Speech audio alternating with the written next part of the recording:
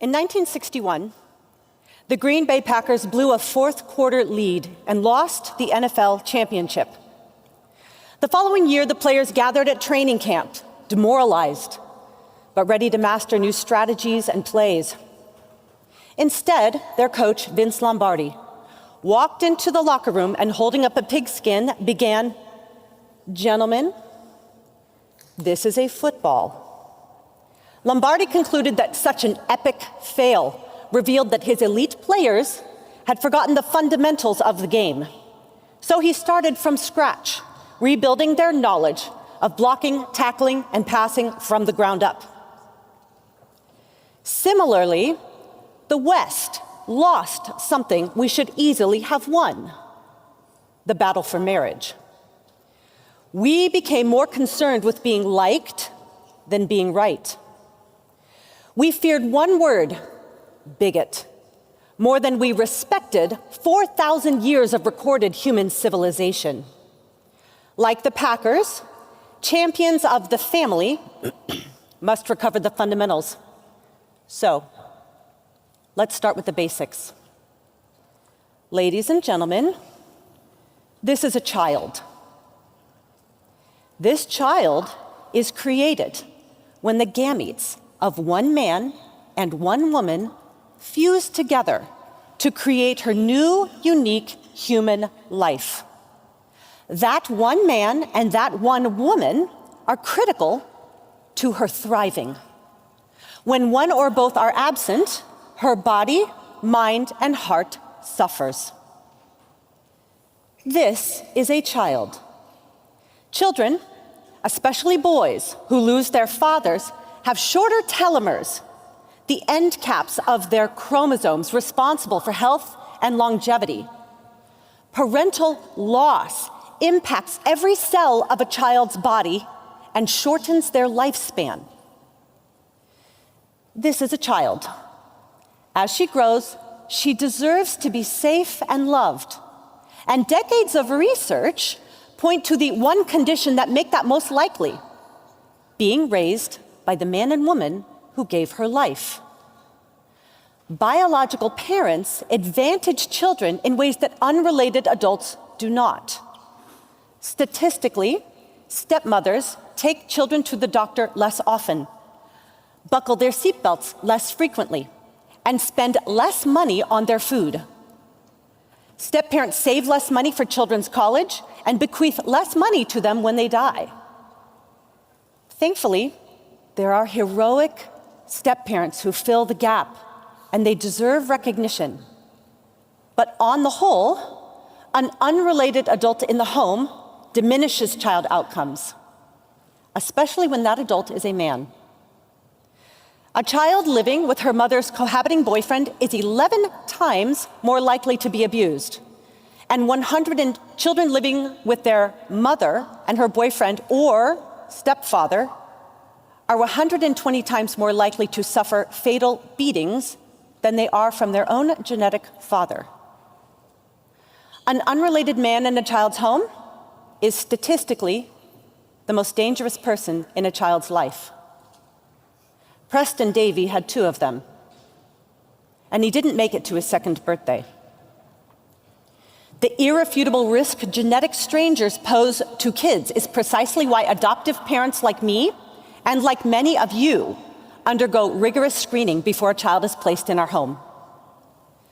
Biology affords a level of protection to this child that an intent to parent, a surrogacy contract, or a romantic interest in her mother or father never will.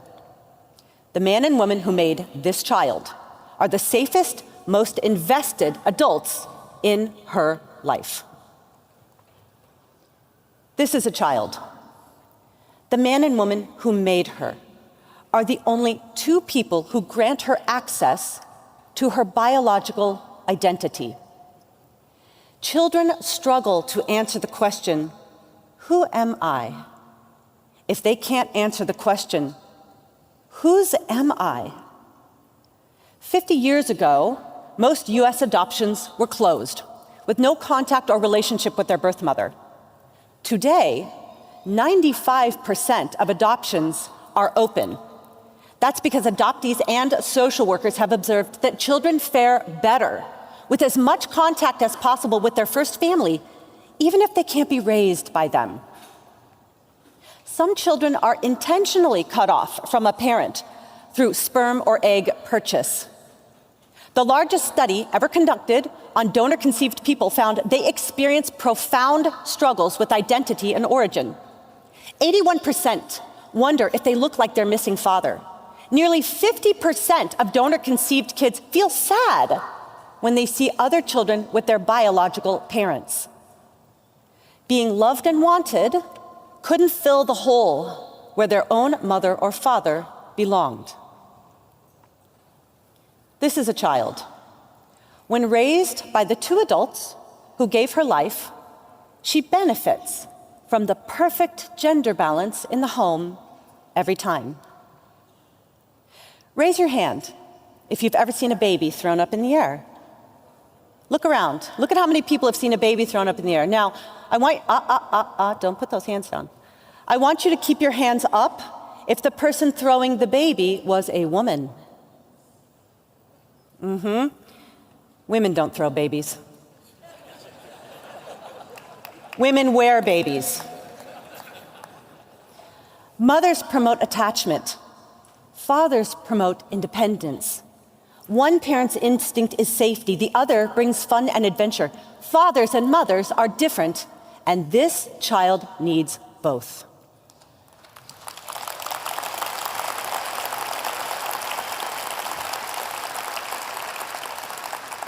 Her fine motor skills are developed while chopping carrots with mom. Her gross motor skills while racing down the street with dad. Her mother instinctively simplifies her language so this child can understand every word. Oh, what a big truck. Her father expands her vocabulary by talking to her like he talks to everyone else. Look, a four-wheel drive pickup with a winch and off-road tires. This is a child. She doesn't want to be loved in the abstract by genderless caregivers or guardians. She craves maternal love, and she craves paternal love. But don't take my word for it. Ask the kids with two moms or two dads. Ross had what he calls a butch mom and a femme mom. But he recalls, I was desperate for a father's voice to guide me, lead me, teach me, and I felt inadequate without it. Samantha remembers, my 5-year-old brain couldn't understand why I didn't have the mom I desperately wanted. I felt the loss. I felt the hole. And I tried to fill that hole with my aunts, my dad's lesbian friends, and my teachers. I craved a mother's love, even though I was well loved by my two gay dads. Children deprived of a mother or father are emotionally malnourished. This is a child. She comes from one man and one woman. She craves the love of that one man and that one woman. She discovers her identity through that man and that woman. Her development is maximized when she's raised by that one man and that one woman. She's most likely to be safe and loved when she's in the home of that man and that woman. And according to biology, natural law, and the 196 countries that have signed the UN Convention on the Rights of the Child, she has a right to that man and that woman.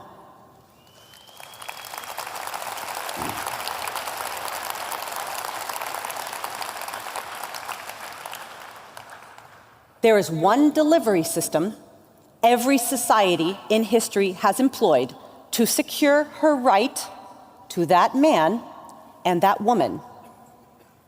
It's called marriage. Once we understand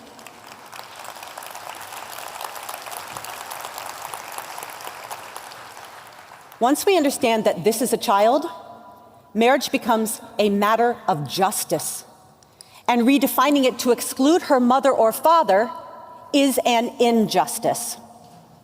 This is a child.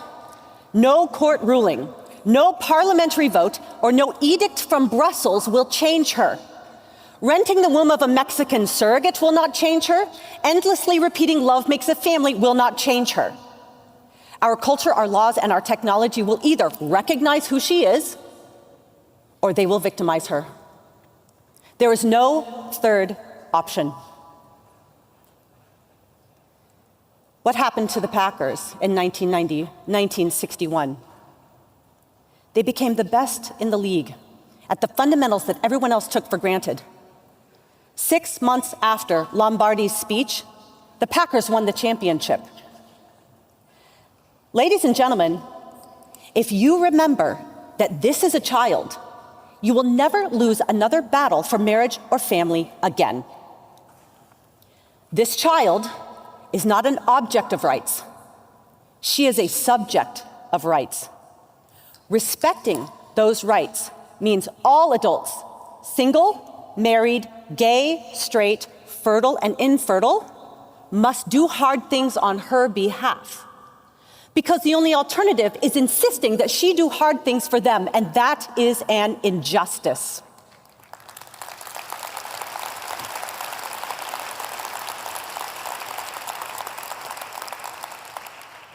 This child can't podcast. She can't lobby her MPs. She can't vote. She can't serve on advisory boards, and she can't speak at conferences. She cannot defend her own rights. We must do it for her. In the coming years, the slogans will change. The laws will change. The technology and the politics will change. But this child will not. Her needs will not. Her rights will not. And our duty to defend her will not. Every comeback starts the same way. Someone holds up the ball and reminds us of the fundamentals. So, hold her up. Proclaim it from your platforms, your pulpits, and your parliaments. This is a child, and never, ever let the world forget it again. Thank you.